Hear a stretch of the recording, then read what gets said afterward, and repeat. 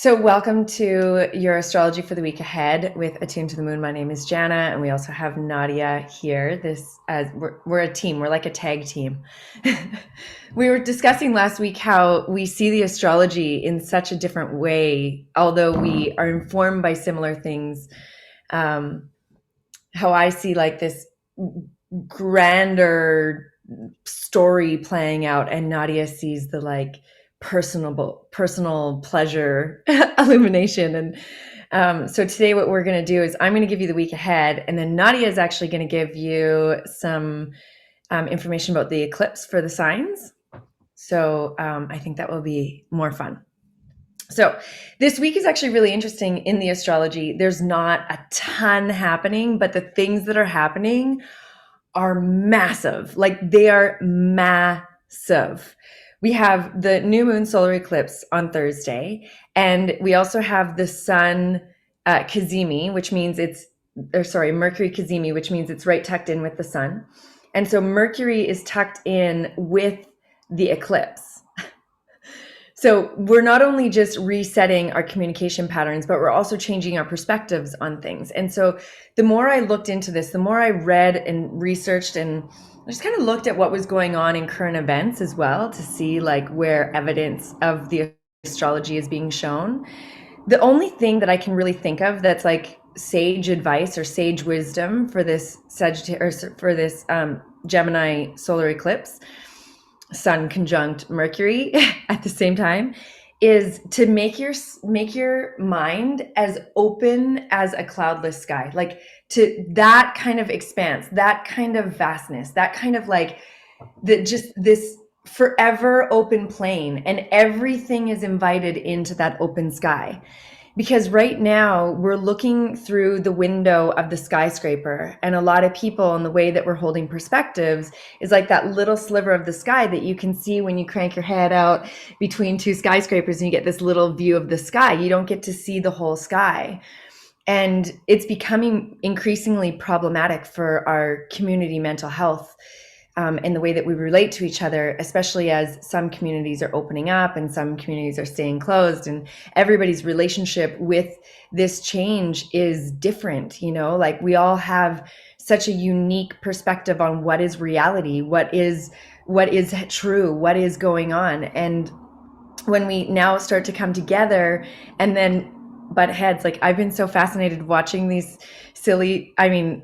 I go social media rabbit holes, but watching these stories of people coming together, and then the question of it eventually is asked, like, oh, well, are you vaccinated? And one is and one isn't. And the story that they each hold is so divergent that it goes from being this like really friendly, open and welcoming conversation to one person getting yelled at, or a yelling match, or, and so I think what's really important for us to do right now is to open our mind to recognize that the story that you hold is one view of reality, but there are as many different perspectives of reality as there are humans on this planet.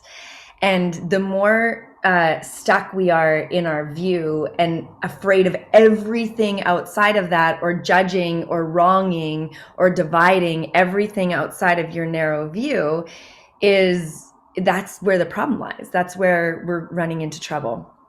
And so the other thing that I think is really interesting about this solar eclipse is that all the planets are in mutable signs, except for, I actually want to just pull up, not all of them, a good chunk of them are in mutable signs. So in Gemini, we have the sun, the moon, the Mercury. We have the sun, moon, Mercury. We have, Vesta. We have in mutable water, we have Neptune and Jupiter.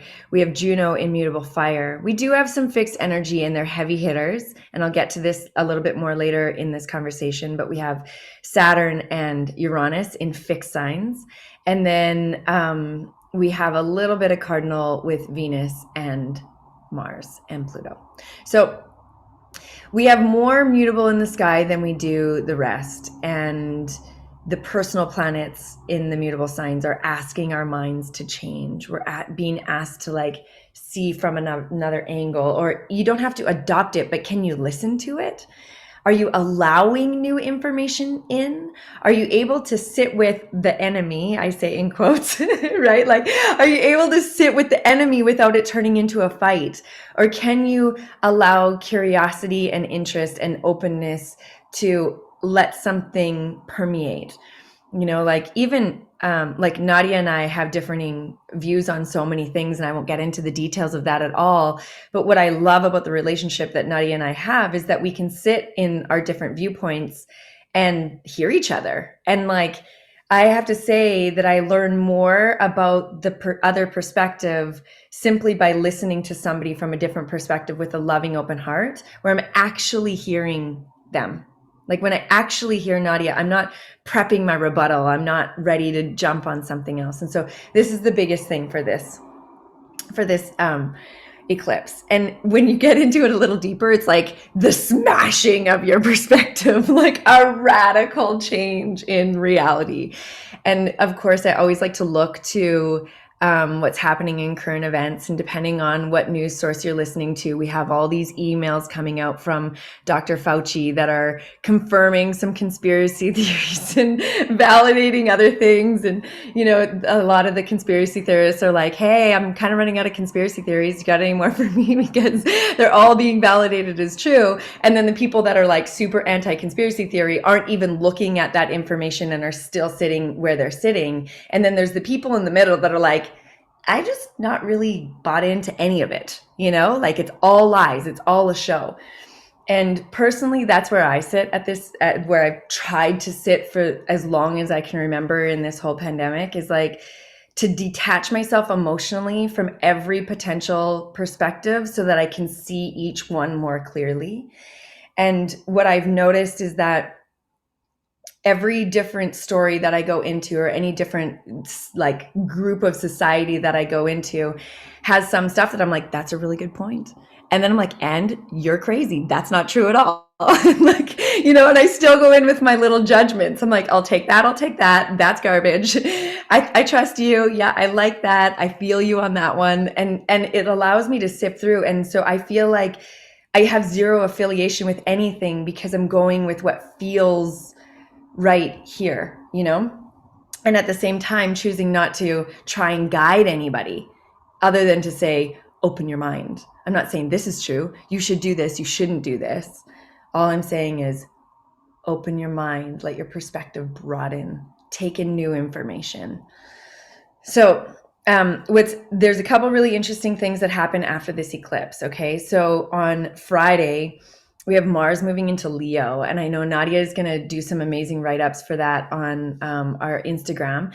But Mars going from Cancer into Leo, you guys, this is a huge change. This is like Mars from the queen to the king. This is Mars from like nurturing mama to like the king of the jungle. And like both Cancer and Leo have their own kind of drama to them if we get into the gritty bits of each of these, but they also both have heart, you know, like Leo is going to maybe bring Mars and Leo might bring in some drama. It's fire. It's fixed fire. We could see as minds are open and maybe perspectives are shattered, or things that you thought were true, you're figuring out, oh my God, this isn't true. Oh my God, I've been judging that person, but that's actually what's going down. And I've been unwilling to read this, but when I look at it from this perspective, how can I deny that that's true? And so then right after that, we have this fire, this like Mars fire. And like my favorite person in the world is the one with a fresh perspective, because they're the ones that's like, everybody, listen up. This is what's going on, you know? And I just see that like these two in succession with each other is like a really interesting energy vortex of a lot of change happening. Okay. And then shortly after that, on Saturday, we have Venus square Chiron and Venus sextile Uranus. And so our wounds, it's like our relationships. So this week, and actually for the rest of June, I see a lot of relationship stuff. Venus is like in the hot seat. We have Mars changing signs. We have the Saturn Uranus square round 2 coming up. And I just see this relationship like Venus square Uranus, or sorry, Venus square Chiron. That's like your stuff, your wounds coming up right now and being put into your relationship. And so this is like where all of a sudden you're looking at your partner like they're the problem, but really it's you. Okay, just saying. And so just watch. Maybe they are the problem too, but that's for them to determine and for you to determine where you're the problem. And the more you can hold yourselves accountable for that in your relationship, the better it's going to be. And then with Venus sextile Uranus, it's like at the same time there's this awakening. And so I don't know about you, but my husband and I, we have a therapist in our life that we just love so much that we keep him whether things are good or bad or anywhere in between. And he's kind of psychic at the same time. And sometimes I go into a call and I think like, oh yeah, he's going to nail Mark this week. Anybody do that? Like, Mark's getting nailed this week. And then all of a sudden he's like, well, I kind of have this feeling, Jana, that maybe if you could blah, blah, blah, could you imagine a possibility where this could potentially be true? And it's all me. And I'm like, me? Like, what? But then you see it because they speak it so clearly and you see it so clearly that you have this big awakening moment. And in that moment, it's like mixed in with forgiveness and new understanding and compassion and an openness to hearing, and all of it like happens so quickly. That's what I see with this Venus sextile Uranus. And like, I'm talking about my marriage, but any relationship that you're in, you know, like a coworker, a co-creative, a roommate, a partner, a child, a parent, a cousin, a brother, a sister, you know, you name it. We're in Gemini season, so it is the realm of the siblings. This could be very much sibling relationship. So that's this weekend. And then on Saturday or Sunday, pardon me, the sun is square Neptune, and the sun square Neptune, like, either you're just drowning in the illusions or the veil is being pulled back and you're seeing the lies. And either way, it's a little bit uncomfortable. And so last week I said your homework is to deconstruct all the lies and stories that you're telling, like doing some of the Byron Katie work where you just ask, is this true? Is this absolutely true? If this isn't true, what's possible? I would just keep that practice alive for the entire month of June and just keep allowing yourself to challenge your own perspectives, beliefs, viewpoints, opinions. Just keep questioning them. Like, is this actually true? Is it? Beyond a shadow of a doubt, is it true? Or is that actually false? Beyond a shadow of a doubt, is that actually false? And just kind of deconstructing the way that you see things. I think it's really healthy to do that, you know? And like last week when I was writing the astrology, like the biggest thing I wrote down was no more blind faith. No more. Like if there's one thing that we get rid of, I mean, what's Gemini season all about if it's not for asking questions? What's Gemini season all about if it's not to activate our curiosity? And so just no more blind faith. Like even the Buddha is like, don't trust me, challenge me, prove me wrong, and bring it to me and show me. And that's the Buddha, one of the most ethical like leaders. I don't know, the Buddha's not actually alive right now, but like the Dalai Lama would say the same thing. It's like one of the highest morale ethical leaders in the world that says, question everything. And we have a bunch of leaders that are saying, do not question. Actually, if you question, we're going to silence. Actually, if you question, you know, you're muted, or we're going to demonize you, or we're going to do this. Like there's a polarity there, the light and dark, in the perspective of how we deal with helping people have more clarity. There's a podcast that came out this week with Russell Brand. I don't know if you guys like Russell Brand or not. I'll link it below. But he talks about the cognitive dissonance that people are experiencing right now and why it's so hard to take in new information. And I really encourage as many people as possible just to watch. It's 20 minutes. It's so short. And it's just one of those things where you're like, maybe I'll open my mind a little bit more. Interesting. He makes some pretty big statements. And what I'd like you to listen to is how the mind works in our cognitive dissonance. That's what I'd like you to listen to in it. So Monday, one of the top 3 biggest days of the year. So all of that. And then Monday, one of the top 3 biggest days of the year, Saturn square Uranus. And this one, it's like, we've talked about it quite a bit. It's the old guard versus the new guard. It's tradition versus innovation. It is like fixed, stubborn, power, control, like not wanting to give up control. And this one, I just like, Uranus is in Taurus. Taurus rules the body, rules food, rules resources. Saturn is boundaries and constrictions, and it's in Aquarius. And Aquarius is the people and how things get out to the people. And one of the things that I've been watching with this one is resource scarcity. And people are like, why do you got to talk about resource scarcity? That's like so freaky. But I want to talk about it from a really grounded place, okay? I just ran across the street. My neighbors were out and I wanted to introduce myself, and they were getting a hot tub delivered. And I was like, oh, wow, amazing. I didn't introduce myself because I want to get invited to their hot tub. Although it made it seem like that. But they just shared with me, they're like, we ordered this back in October. That's how back ordered it is. And my husband and I moved into a new house, and we moved from a 2-bedroom apartment into a full house, and we need a couch. And everywhere we go to buy a couch, it's like 12 to 16 weeks delivery. It's delayed. You try and buy appliances. They're delayed. We try and buy our kid a bike. We couldn't buy him a bike because there's just no stock. At the end of the season, my son's snowboard pants ripped and we needed new pants, and we ended up just duct taping them because North Face, who we were trying to get our exchange from or something, they were like, oh, we had to cut our production due to COVID. And so what happened in all these factories and all these places where resources are being made is because of social distancing and COVID, they had to slow down the production.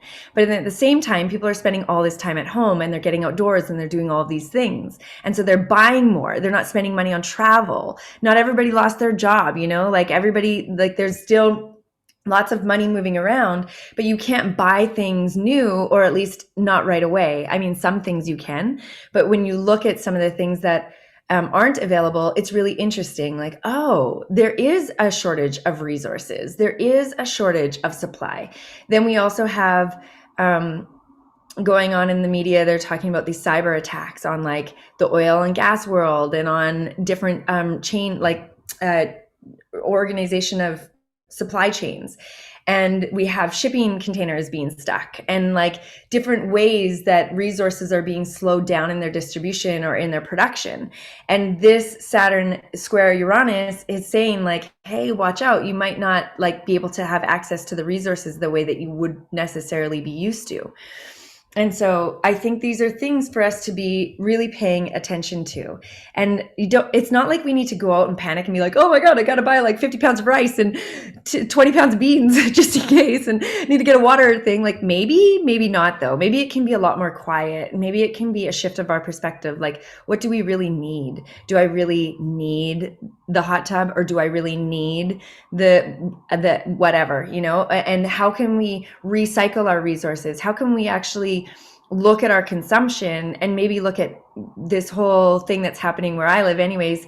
We're being forced to buy used. And so people are putting things for sale that they're not using anymore. And other people are saying like, hey, does anybody have, I'm looking for and we're like getting more tribal in our community with how we're exchanging resources. And so I think that ultimately Uranus is an awakener, and so I don't think it's a bad thing. I think it's just a reconfiguring, and it continues on with this change of our perspectives. So that's what I see in the astrology this week, which are all really big things. I would say as far as 2021 goes, we're at kind of a peak moment. We're moving towards the solstice as well. And so this peak moment that we're moving in now and toward, I think, requires a lot of spaciousness, a lot of listening, a willingness to see beyond your program, a willingness to see beyond your chosen or curated perspective, a willingness to sit deeper inside your body as you take information in, a willingness to develop a stronger relationship with your nervous system, and like how we can feel into reality beyond the glasses that we're choosing to see it through. Because one of the things that I've been laughing at all week, and I hope this doesn't offend you, but I've been laughing at how there's so many people all over the internet for the last year. They're like, make it make sense. Make it make sense. Because it doesn't make sense. Like what we feel inside and what is happening, there's a journey between those two. And then there's sources that are like, here's how it makes sense. Here's how it makes sense. Here's how it makes sense. And the same people that are like, make it make sense are like, no. But when you actually look at it, it's like, wow, connect all these dots. It makes so much sense. But we have to pan out to the biggest possible view that you can muster in order to see that puzzle. So I'm actually really excited for the rest of this year, because I think that we're going to continue with these revelations that will open up more than just our social lives. So open our minds. That's where the magic can happen. So that's my rant. Nadia is coming in, unless you want to say anything at all, of course. Do you want to? Nadia's going to do the solstice. Sorry, not the solstice. I'm like blanking. I was like, done talking now. Nadia's turn. Nadia, why don't you tell them what you're going to do? Yeah, so I just got inspired like 30 minutes before this to write up horoscopes for each and every sun and rising, just kind of like what I was channeling through for the eclipse, because I was like looking at the double Gemini energy and all the energy that's going on, and as a Gemini myself, it's just coming in strong, coming in hot. So I'm going to do that, but also I just pulled out my tarot cards while we were talking, just to see if they had any messages about the eclipse, the solar eclipse. And the first one that came through was, and I'm sure there's a lot of tarot readers in this group, was the Ace of Pentacles, which to me is amazing. It's just like green says go. It's time to go. Time to open up, go to fully engage in those projects that you want to engage in. It's time to release any of that old language about abundance and self-worth. And I wanted just sort of clarification on that. And then I got Nine of Pentacles reversed, which really is about self-worth. So when we're talking about prosperity and abundance and worth in this dialogue that's coming through for the eclipse, it really is about, what do you believe that you're worthy of? And is there any sort of old language, old programming that you want to release? And I think that goes really well with the horoscopes that I wrote up very quickly. And if you're an Attune to the Moon member, which you are, you can reread these on the website. I put them on there. I did this in like I said, like 20, 30 minutes. So if it's grammatically incorrect, just bear with it. But so we start with Gemini and Gemini Rising. If you're a Gemini Sun or Gemini Rising, this eclipse season, and when I talk about eclipse season, it's right now, but really we're talking about from this solar eclipse till the next lunar eclipse, so about 6 months. So when we're looking at sort of the portal that's being opened, it's about a 6-month portal. This gives you time. It doesn't have to happen all right away. So if you're a Gemini and a Gemini Rising, you should feel reborn after this solar eclipse. You should feel very either different or feeling into a new identity, or complete and total realignment with your purpose.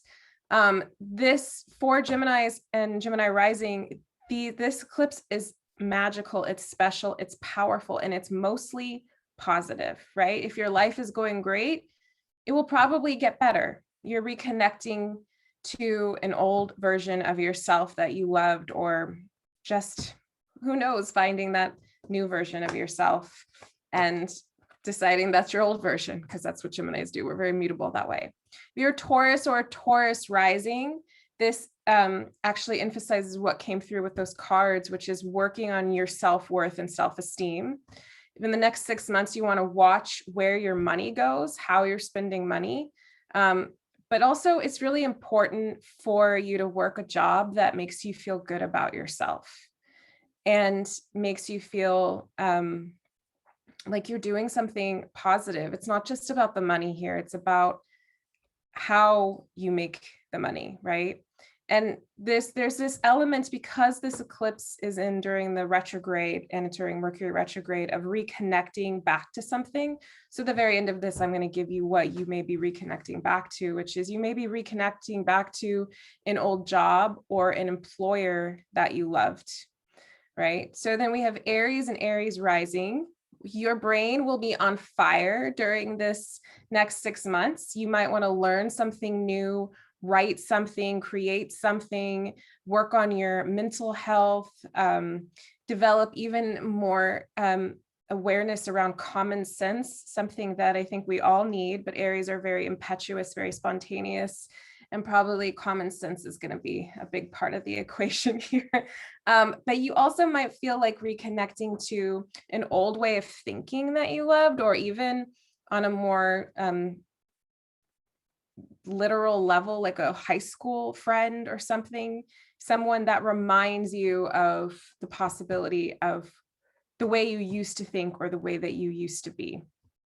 Pisces and Pisces Rising.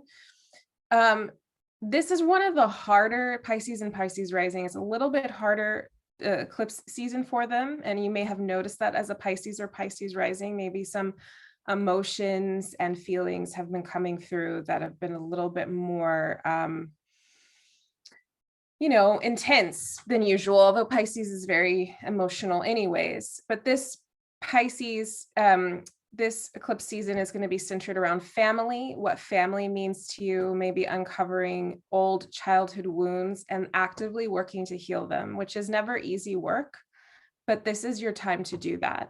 And so you're reconnecting to your sense of safety, your family, both the challenging and the fun parts of your family. And you could even in this time, Pisces or Pisces Rising, you can move to a new home, or just think about what home means to you. Then Aquarius and Aquarius Rising is about establishing new relationships.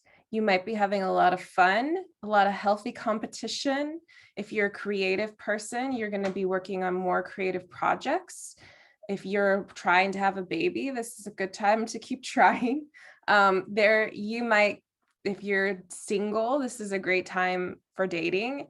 You might also find that there's dramatic or volatile relationships in your life that root themselves out. Maybe you get into some really heartfelt fights and those relationships get tossed away, because always in eclipse season, something has to go for something else to come in. Like with Gemini, it seemed so nice, but really you're letting go of something old, some old language, or about who you are and what you're supposed to be in order to reestablish your new identity, if you understand. So coming back to Aquarius and Aquarius Rising, you're reconnecting with that magical wild self that likes to be creative, free, and happy. So if anyone gets in the way of that, out the door. Capricorn and Capricorn Rising, if you're working really hard at your job all the time and your body isn't happy and your soul isn't happy and you're tired and you're cranky, then this next few months is going to change that in one way or another. And it might get worse before it gets better. And this is your time to reconnect with positive, happy, and healthy work, and also back to your body, and not slaving away at something that in the end isn't making you feel better. It's just there to, make you feel productive in some way, or like a productive human being. What does productive even really mean? Then we have Sagittarius and Sagittarius Rising. If you are in a relationship, the relationship may feel, not like I say, may feel like it's impinging on your freedom in one way, shape, or form. You might reevaluate during this time the relationship and what that means for you. If you're not in a relationship, you will definitely be setting your arrow on one and maybe be kind of obsessed with the action of finding your other half. In the next 6 months, you might reconnect with an old relationship. It might be great to reconnect. It might not be great to reconnect, but reconnecting in some way, whether it's mentally or literally, will be a reminder of what is possible and how you deserve to be loved. Then we have Scorpio and Scorpio Rising.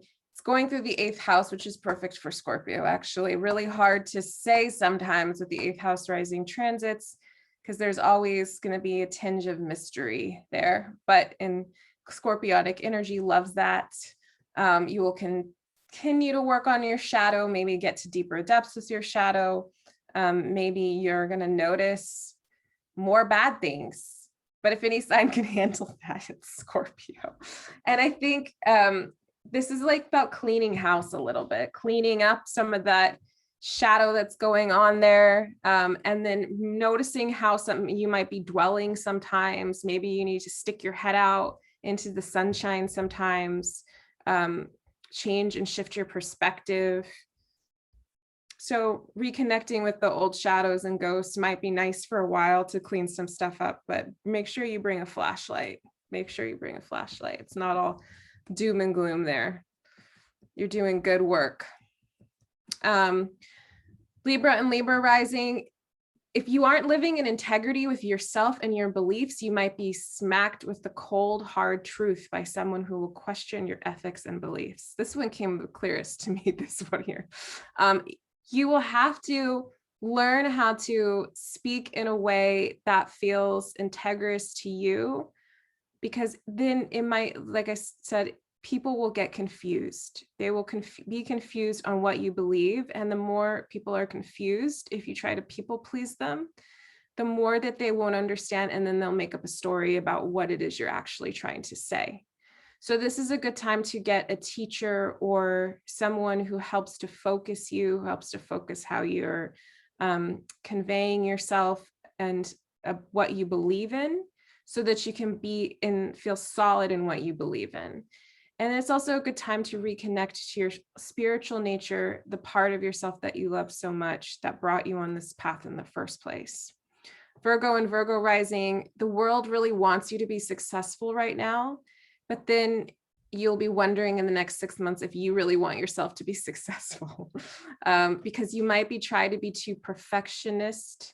You might overanalyze everything, be afraid to be rejected because of your ambition, but literally now is the worst time to be afraid of success if you're a Virgo or Virgo rising, because you deserve this, you've worked hard. And so you're going to have to be forced to deal with what it means to be successful and to have the kind of reputation that goes along with being successful. If you don't have a job, you might get one and maybe have to work through some imposter syndrome. So this is 6 months. Remember the 6 months. Reconnecting to yourself as a boss or a leader, that part of you that you actually do love. That's Virgo, so good at being a boss. Leo and Leo rising is time to make a lot of new friends, but you might not keep those friends. You might have to reevaluate what constitutes a friend. A lot of new friends may come and go, but maybe you're going to be in the mood to acquire them and not quite in maintaining, because you'll have to decide like who you are as a friend. And you'll really want to make sure you're tending to your old friendships as well, or you'll come out of the other side of the 6 months feeling completely disconnected from everyone, which is the antithesis of what you're trying to do, because you're trying to reestablish your network. Unless you're ready to drop some of your old friends completely, then maybe that is what you're trying to do. Reconnecting with the world at large and socializing will be huge for you. And socializing is something that Leo rising and Leo loves. And then we have Cancer and Cancer rising. Cancer and Cancer rising actually have it a lot better than most of the other signs during this eclipse season, because it's moving through the 12th house. So this is very dreamy, very artistic, very singular, protected from all of the chaos that's going on in the outside, because Cancer will be doing their thing on the inside, chilling, feeling good, feeling cozy, riding the waves of their subconscious mind, what Cancer likes to do. So the things that will be coming through are these powerful psychic insights. That's what this portal is going to open for you, feeling really inclined to do some deep work on your mind, to let go of any old traumas or situations you're holding onto, even past life stuff. And the one thing I would say that might be a challenge is that if you hermit away, you're going to be asked from time to time to drop the shell. And to help other people take refuge with you, since you're feeling pretty good about how life is unfolding for you. Try to keep your heart open at this time. And this is a good time to reconnect to old positive habits for your spiritual and mental health. So if I went too fast, you can always go to the website and it's there for you. I pretty much read this as it is there. So all the information is there. And yeah, that's all. We're going to move on to charts, I think.